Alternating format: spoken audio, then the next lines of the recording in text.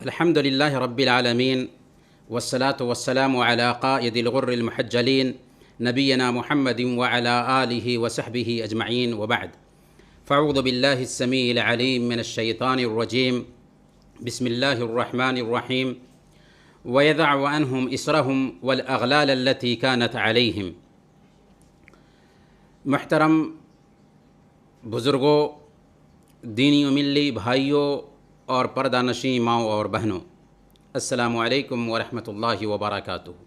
پیارے بھائیوں اور دینی بہنوں، آج کے اس آن لائن اجتماع میں ہم جس ٹاپک پر بات کریں گے، جیسا کہ آپ نے سنا، اسلام میں تصور آزادی۔ آزادی کیا ہے؟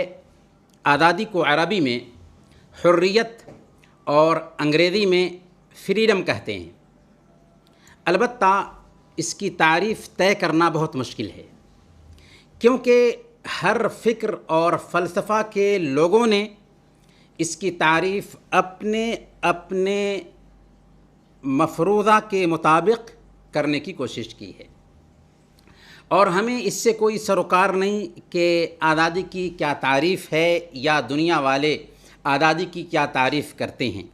ہمیں تو آج اسلام میں آزادی کا تصور پیش کرنا ہے، چونکہ آزادی انسانی فطرت میں داخل ہے، انسانی نیچر میں داخل ہے، اور ہر انسان کی خواہش ہوتی ہے کہ وہ آزاد رہے اور اس کی آزادی کو کوئی چیلنج کرنے والا نہ ہو۔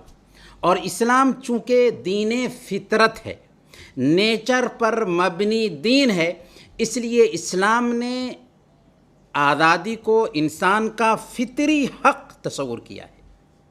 اسلام یہ کہتا ہے کہ اللہ تعالیٰ نے انسان کو آزاد پیدا کیا ہے، وہ کسی کا غلام بن کر پیدا نہیں ہوا، اور اسے ارادہ دیا گیا ہے، اختیار دیا گیا ہے، آزادی دی گئی ہے، اسے کسی کام پر مجبور نہیں کیا گیا۔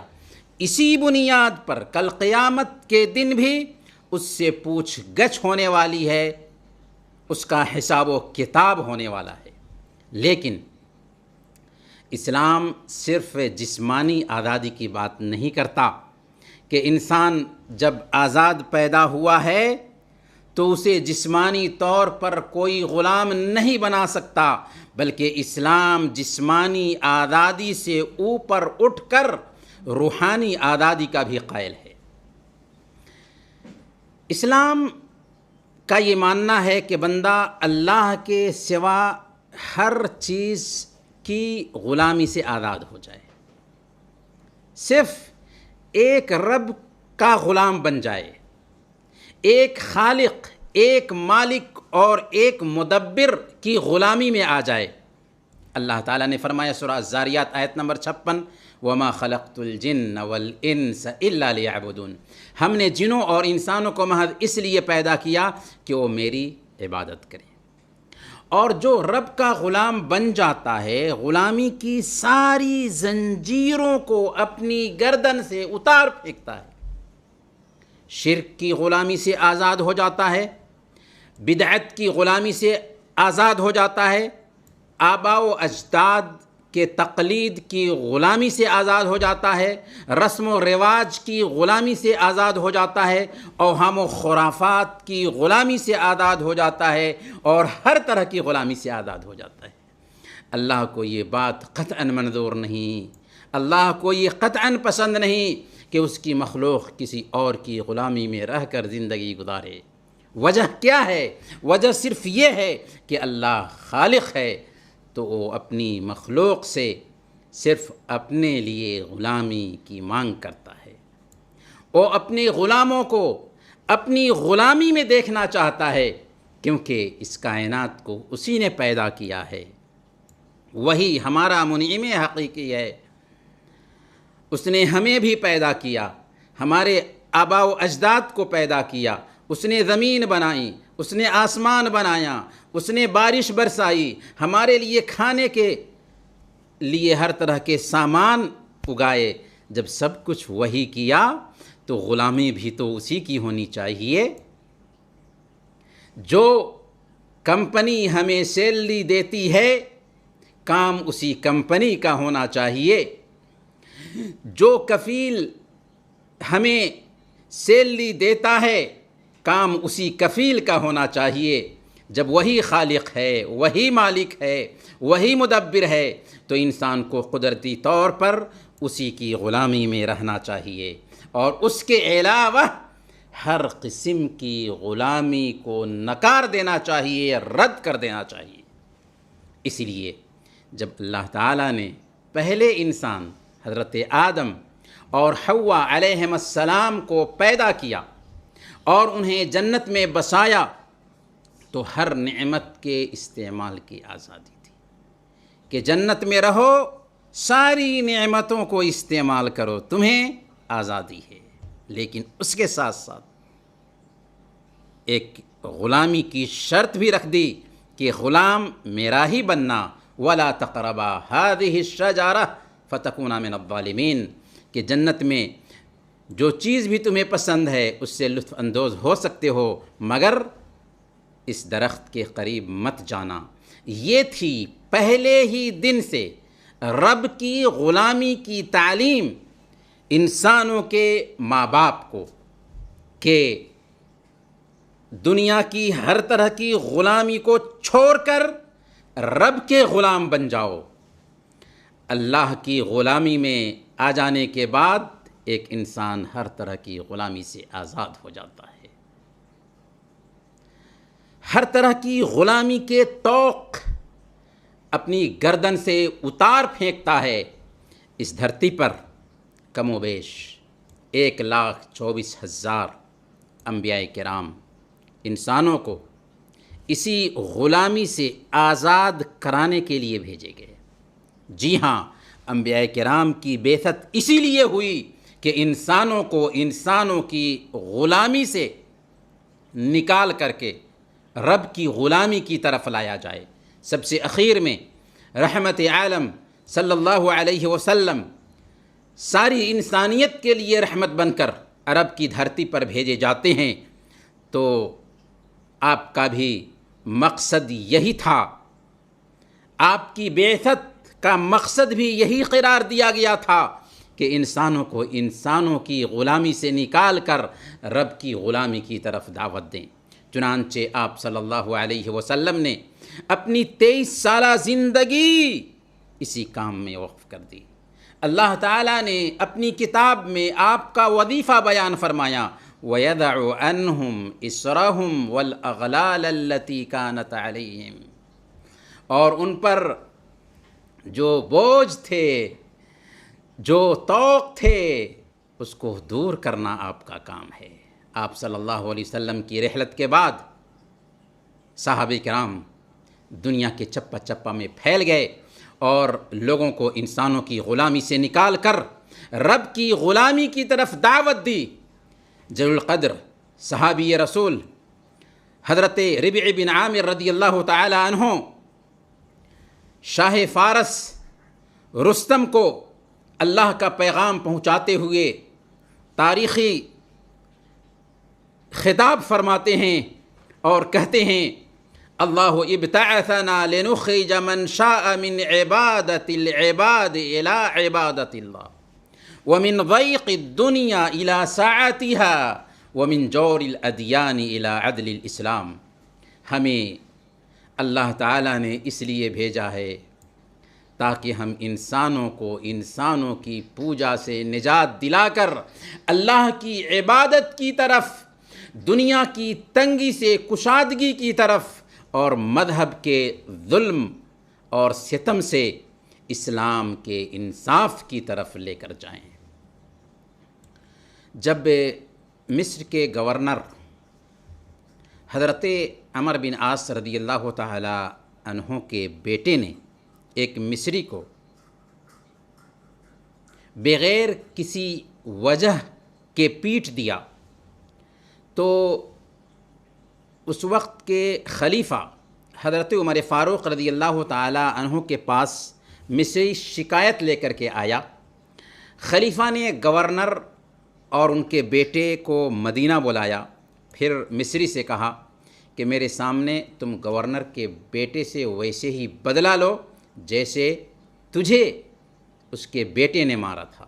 پھر ایک تاریخی جملہ کہا تھا، متى استعبدتم الناس وقد ولدتهم امہاتهم احرارا، تم نے کب لوگوں کو غلام بنا لیا جب کہ ان کی ماؤں نے ان کو آزاد پیدا کیا تھا۔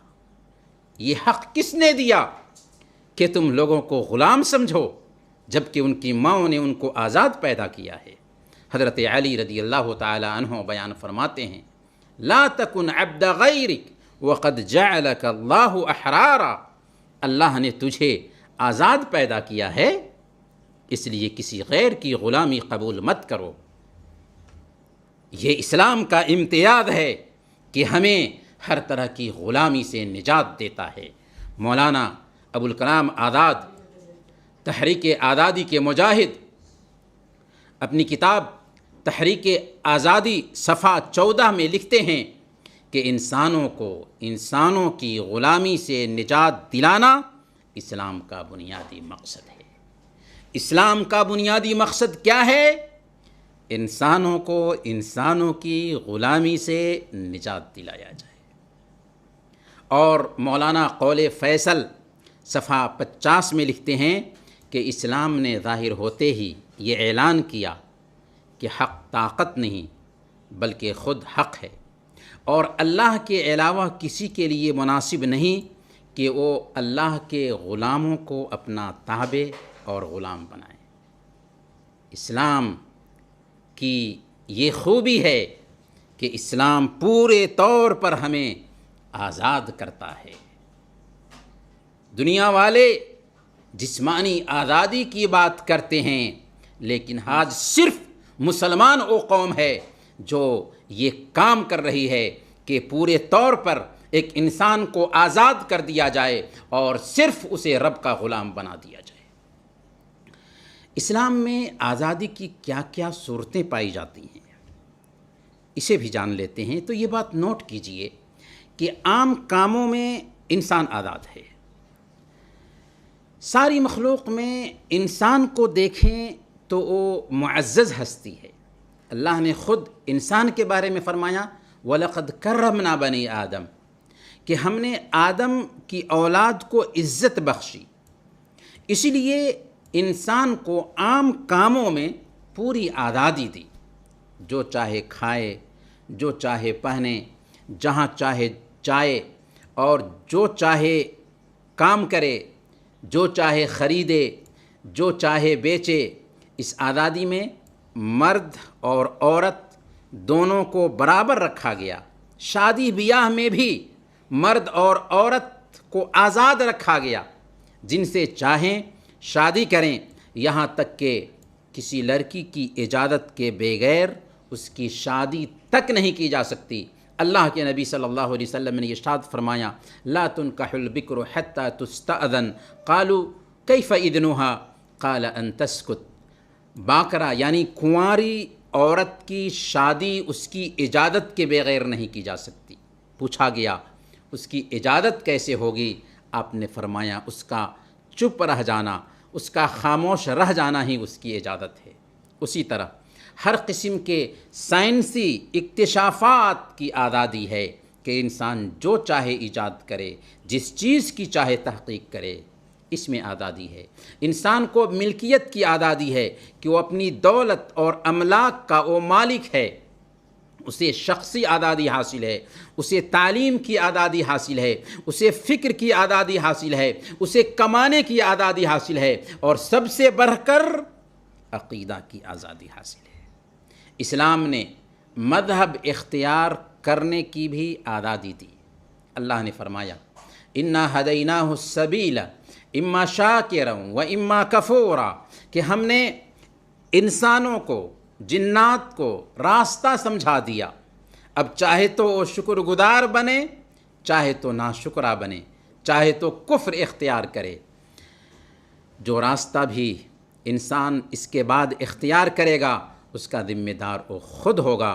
چنانچہ اللہ نے فرمایا، لا اکراہ فی الدین، دین کے معاملے میں کوئی زور نہیں، کوئی زبردستی نہیں، کوئی جبر نہیں۔ یہ آیت کب اتری؟ یہ آیت اس وقت اتری جب مدینہ میں اوس اور خزرج کے لوگوں نے جب اسلام قبول کر لیا تو انہوں نے چاہا کہ ہم تو مسلمان ہو گئے ہیں، اپنے بچوں کو بھی اسلام پر مجبور کریں۔ تو انہوں نے اپنے بچوں کو اسلام پر مجبور کرنا چاہا تو اللہ نے ان کو تنبیہ کیا کہ خبردار، اسلام کے معاملے میں زور زبردستی نہیں چلتی۔ اور ایک جگہ اللہ تعالیٰ نے اپنے نبی کو تنبیہ کیا، افانت تکرہ الناس حتی یکونوا مؤمنین، کیا آپ لوگوں کو مجبور کریں گے کہ وہ مومن بن جائیں؟ اور سورہ الغاشیہ میں اللہ تعالیٰ نے اپنے نبی سے خطاب کرتے ہوئے یوں فرمایا، فذکر انما انت مذکر لست علیہم بمسیطر، آپ نصیحت کیجئے، آپ پیغام پہنچائیے، آپ یاد دہانی کیجئے، آپ بس یاد دہانی کرنے والے ہیں، آپ ان پر کوئی داروغہ بنا کر بھیجے نہیں گئے ہیں۔ اسلام نے فکر اور عقل کو بھی آزاد کیا کہ وہ سوچے اور غور و فکر سے کام لے۔ جیسے وہ دنیاوی معاملات میں اپنی عقل کا استعمال کرتا ہے، ویسے ہی دھرم کے معاملے میں بھی اپنی عقل کا استعمال کرے اور اپنی عقل کو خرافات کی آماج گاہ نہ بنائے۔ گویا کہ اسلام یہ کہتا ہے کہ یہی دین حق ہے، اس دین کے علاوہ کہیں نجات نہیں، اور جو کوئی اس دین کو اپنائے بغیر اس دھرتی سے جاتا ہے، ہمارا عقیدہ ہے کہ وہ جہنم میں ہمیشہ ہمیش کے لیے جلے گا۔ اس کے باوجود بھی ہمارا دین کسی کو اسے اپنانے پر مجبور نہیں کرتا۔ پیارے بھائیوں اور پیاری بہنوں، اسلام نے ہر چیز میں انسان کو آزاد ضرور کیا، لیکن یہ بات نوٹ کیجئے کہ یہ آزادی بھی شریعت کے تابع ہے۔ اسلام نے انسان کو آزادی ضرور دی ہے، لیکن اس آزادی کو اللہ اور اس کے رسول کے احکامات کے تابع کر دیا ہے، اس لیے الٹپ کوئی آزاد نہیں رکھا گیا۔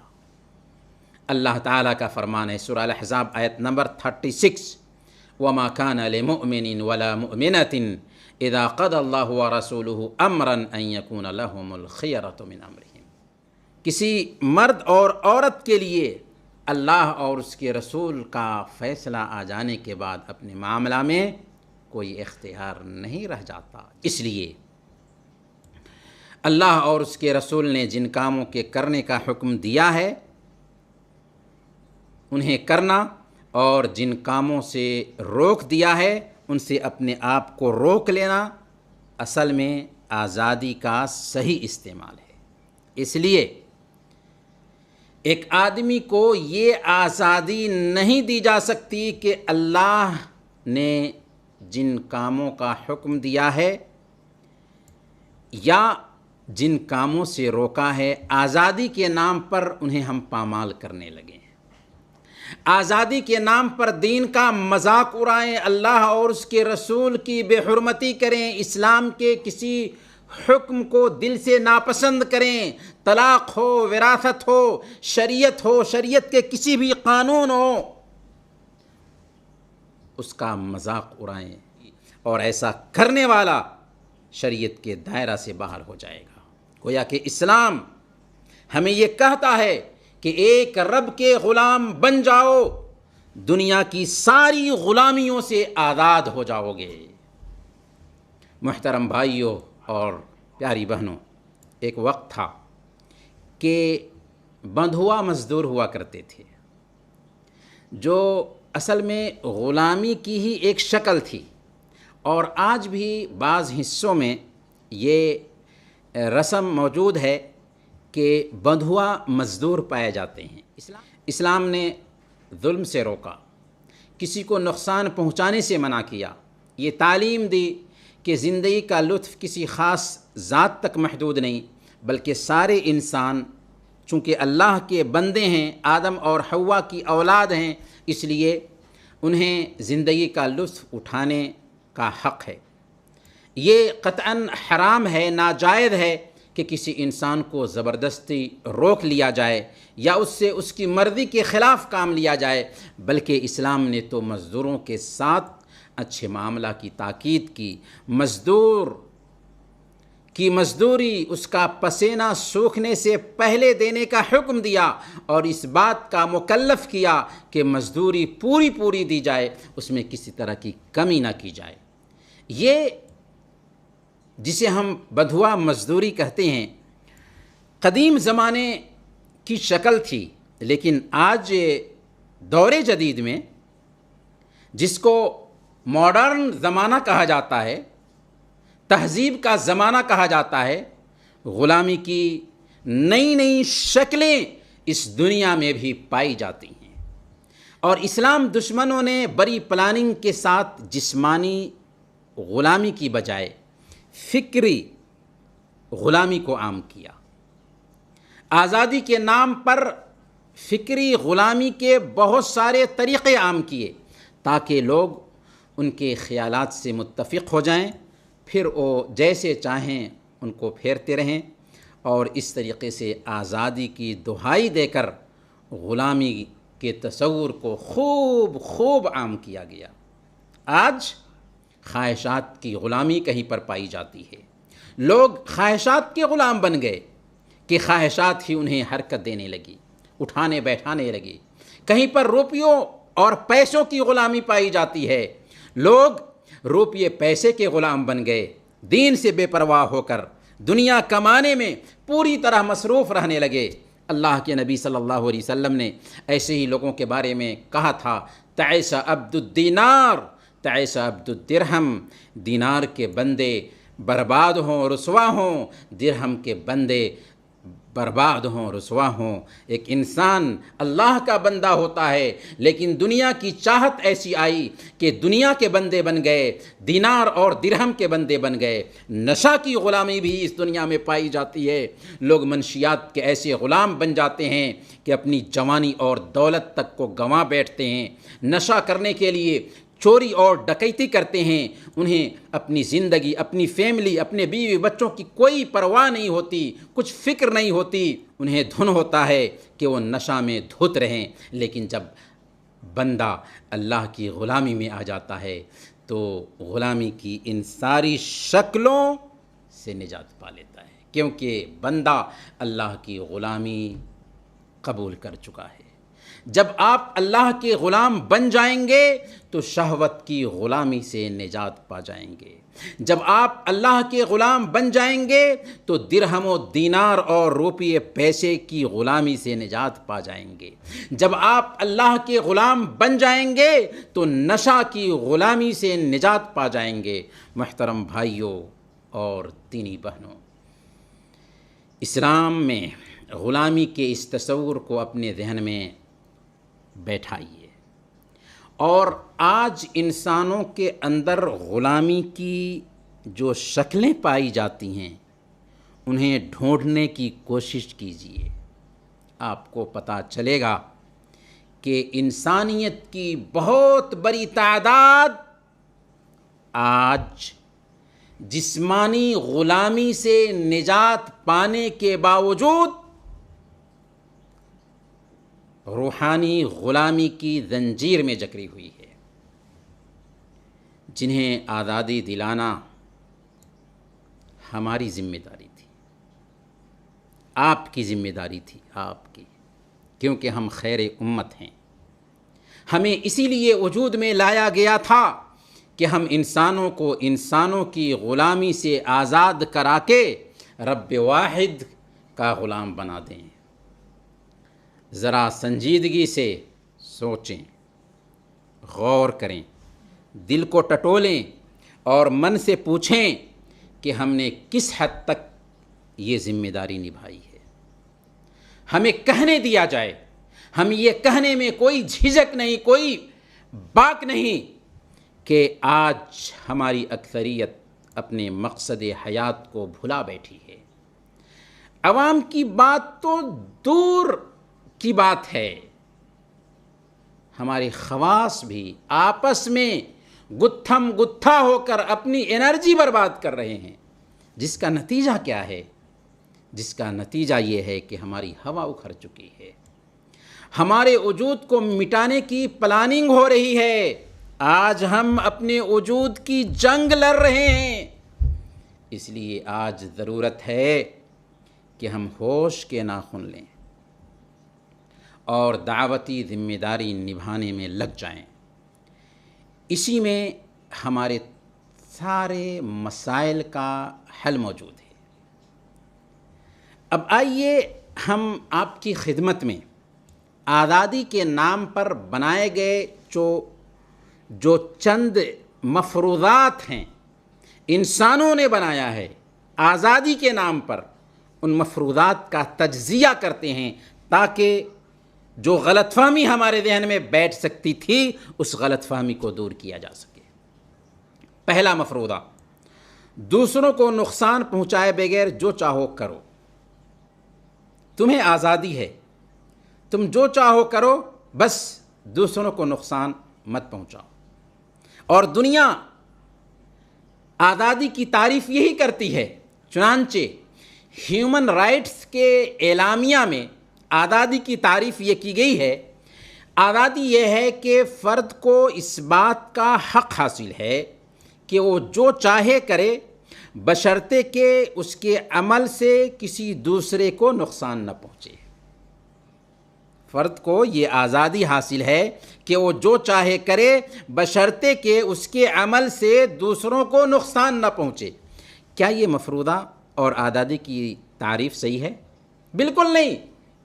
اسلام میں آزادی کے تصور کو جاننے اور سمجھنے کے بعد آپ کو پتہ چل گیا ہوگا کہ یہ تعریف بالکل غلط ہے، کیونکہ اس کا مطلب یہ ہوا کہ سگریٹ پینا حرام اس لیے ہے کہ اس سے دوسروں کو تکلیف پہنچتی ہے۔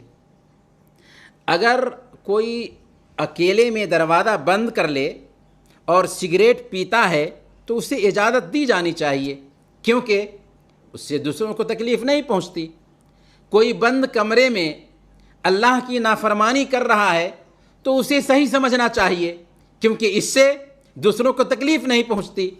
اگر مرد اور عورت آپس میں زنا کے لیے راضی ہو جائیں تو اس میں کوئی حرج نہیں ہونا چاہیے، کیونکہ اس سے دوسروں کو تکلیف نہیں پہنچتی ہے۔ اگر سود کا لین دین لوگ آپس کے اتفاق سے کریں تو سود جائز ہونا چاہیے، کیونکہ اس سے دوسروں کو نقصان نہیں پہنچتا ہے۔ اللہ کی قسم، یہ شیطانی فریب ہے۔ شریعت کی نافرمانی میں آزادی نہیں دی جا سکتی۔ اگر آپ کے عمل سے دوسرے کا نقصان نہ بھی ہو رہا ہو، پھر بھی آپ آزاد نہیں ہیں۔ آپ آزاد نہیں ہیں کہ جو چاہیں کریں۔ پھر ایک انسان تنہائی میں آزاد کیسے ہوگا؟ اللہ کی نگرانی میں ہے وہ، اس کے دائیں اور بائیں کندھے پر فرشتے ہیں جو اس کی ایک ایک حرکت نوٹ کر رہے ہیں۔ یہ دھرتی بھی اس کے خلاف گواہی دے گی۔ جہاں پہ وہ اللہ کی حرمت کو چیلنج کیا، اس کے اعضاء و جوارح بھی کل قیامت کے دن اس کے خلاف ہو جانے والے ہیں۔ دوسرا مفروضہ جو آزادی کے نام پر پیش کیا جاتا ہے کہ آزادی کی حد یہ ہے کہ دوسروں سے اس کی آزادی نہ چھینی جائے۔ آزادی کی حد یہ ہے کہ دوسروں سے اس کی آزادی نہ چھینی جائے۔ یہ مفروضہ بھی اسلامی شریعت کے بالکل خلاف ہے، اسلامی شریعت سے ٹکراتا ہے، اس کے اپوزٹ ہے۔ کیوں؟ مثال کے طور پر ایک شخص کہتا ہے کہ اگر میں سوسائڈ کر لوں تو مجھے آزادی ملنی چاہیے۔ کیوں؟ یہ میری آزادی ہے، کیونکہ میں اپنے جسم کا مالک ہوں۔ کیا یہ مفروضہ صحیح ہے؟ 100% غلط ہے، کیونکہ کوئی بھی انسان اپنے جسم کا مالک نہیں ہے، بلکہ اس کا جسم اس کے رب کی طرف سے اس کے پاس امانت ہے، جسے برباد کرنے کا اسے حق حاصل نہیں ہے۔ یاد رکھیں، ہمارا دین یہ کہتا ہے کہ لا ضرر ولا ضرار، نہ نقصان اٹھانا ہے اور نہ نقصان پہنچانا ہے۔ جیسے دوسروں کو نقصان پہنچانا حرام ہے، ویسے ہی اپنے آپ کو نقصان پہنچانا بھی حرام ہے۔ اسی طرح اگر ایک عورت سڑک پر، روڈ پر ننگی چلنا چاہے اور کہے کہ میں آزاد ہوں، مجھے اپنے جسم کی نمائش کرنے کا حق ملنا چاہیے، مجھے حق ملنا چاہیے کہ میں ننگے چلوں، تو یہ حق اسے نہیں دیا جا سکتا، کیونکہ ننگے چلنے کا حق اسے یکسر حاصل نہیں ہے۔ یہ دھرتی رب کی ہے اور اس دھرتی پر رب کا ہی قانون چلے گا۔ تیسرا مفروضہ، پردہ سے ایک عورت کی آزادی محدود ہوتی ہے، یہ مفروضہ پیش کیا جاتا ہے اور اسلام پر اعتراض بھی کیا جاتا ہے۔ ہم کہتے ہیں کہ پردہ سے عورت کی آزادی محدود نہیں ہوتی، بلکہ اس کی عزت میں، اس کے رسپیکٹ میں اضافہ ہوتا ہے، اس کا حسن دوبالا ہوتا ہے، اس کی حفاظت اس طریقے سے ممکن ہو پاتی ہے۔ ظاہر ہے کہ جو چیز قیمتی ہوتی ہے نا، اسے چھپا کر رکھا جاتا ہے، اس کو نمایاں نہیں کیا جاتا، اس کی نمائش نہیں کی جاتی، اس کو پبلک پلیس پہ نہیں رکھا جاتا۔ اگر گھر کا دروازہ کھلا رکھیں گے تو چوری ہوگی ہی، مٹھائیاں کھلی رہیں گی تو مکھیاں لگیں گی ہی، گولڈ کو پبلک پلیس پہ رکھا جائے گا تو چوری ہوگی ہی۔ بالکل ویسے ہی ایک عورت قیمتی چیز ہے، اس لیے اسے چھپا کر رکھنے کی تاکید کرتا ہے اسلام، اس سے اس کی عزت محفوظ ہوتی ہے۔ آج بلاತ್ಕಾರ کی جو گھٹنائیں سماج میں ہوتی ہیں، اس کا حل صرف اسلام کے پاس ہے، اللہ کے قانون کے پاس ہے۔ چوتھا مفروضہ یہ کہتا ہے کہ جب اسلام آزادی کی بات کرتا ہے تو اس کے پاس غلامی کا تصور کیوں پایا جاتا ہے؟ ہم گزارش کریں گے اپنے بھائیوں اور اپنی بہنوں سے کہ یہ آخری پوائنٹ ہے، ذرا دھیان دیجئے گا۔ اسلام نے غلامی کے تصور کو سرے سے ختم کیا ہے، غلامی کے تصور کو جنم نہیں دیا ہے، چونکہ غلامی کا تصور محمد صلی اللہ علیہ وسلم کی بعثت سے پہلے زمانے قدیم سے چلا آ رہا تھا۔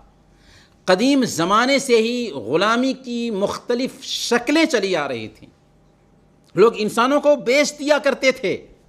اسلام نے غلامی کی ان ساری شکلوں کو بند کیا، غلامی کا دروازہ سرے سے بند کر دیا، صرف ایک شکل باقی رکھی، صرف ایک شکل، اور وہ شکل ہے جنگی قیدیوں کو غلام بنانے کی اجازت۔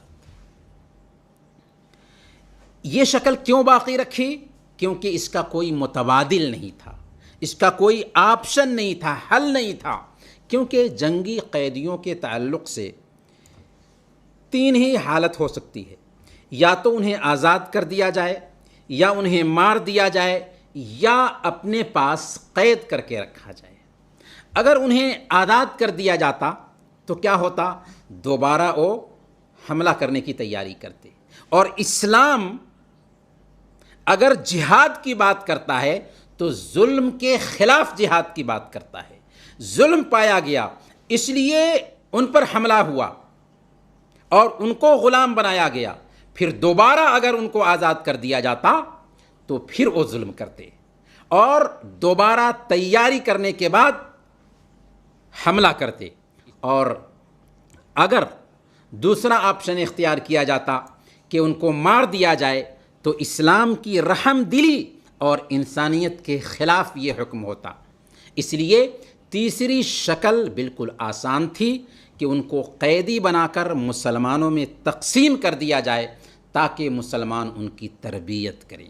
پھر اسلام نے انہیں ہر طرح کے حقوق سے نوازا، ایسے حقوق دیے کہ آج کے ہیومن رائٹس بھی ایسے حقوق دینے سے قاصر ہیں، اور تاکید کی گئی کہ وہی کھلاؤ جو تم کھاتے ہو، وہی پہناؤ جو تم پہنتے ہو، اور ان کے ساتھ اچھا معاملہ کرو۔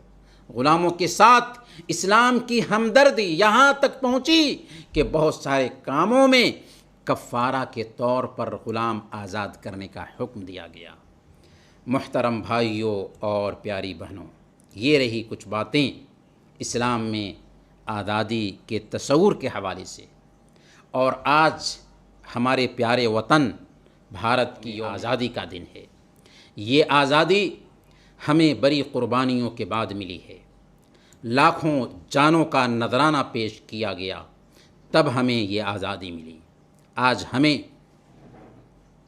اس آزادی کا تصور اپنے اندر پیدا کرنے کے ساتھ ساتھ ہماری ذمہ داری بنتی ہے کہ ہم بھی قربانی دینے کے لیے تیار ہوں، تاکہ آج وطن کے جو اقدار ہیں وہ محفوظ رہ سکیں، پنپ رہی نفرتوں کا خاتمہ ہو سکے اور انیکتا میں ایکتا کا واتاورن بنا رہے۔ اخیر میں ہم سموا اور شانتی سندیشم ویلفیئر سوسائٹی، خاص کر بھائی نجیب خان حفظہ اللہ جو اس پروگرام کے روح رواں ہیں، ہم ان کے بے حد شکر گزار ہیں کہ انہوں نے یہ بہترین پروگرام ترتیب دیا۔ پھر آپ تمام بھائیوں کے، آپ تمام بہنوں کے شکر گزار ہیں کہ آپ نے ہماری باتیں غور سے سنی، ان پر دھیان دیا۔ انہی چند کلمات کے ساتھ ہم آپ سے رخصت ہوتے ہیں، یہ دعا کرتے ہوئے کہ الہ العالمین تو ہم سب کے مسائل حل فرما دے، ہمارے آل و اولاد کی حفاظت فرما، جن بھائیوں یا بہنوں کے دل ٹوٹے ہوئے ہیں الہ العالمین ان کے دلوں کو جوڑ دے، جو بھائی یا بہن بے اولاد ہیں انہیں نیک اور صالح اولاد عطا فرما، جو بھائی یا بہن بیمار ہیں اگرچہ ان کی بیماری مایوس کن کیوں نہ ہو الہ العالمین انہیں شفاء عاجلہ کاملہ نصیب فرما، ہم سب کو زندہ رکھنا تو ایمان پر زندہ رکھنا اور وفات دینا تو ایمان پر وفات دینا۔ وصلی اللہم علی نبینا محمد وعلی آلہ وصحبہ اجمعین۔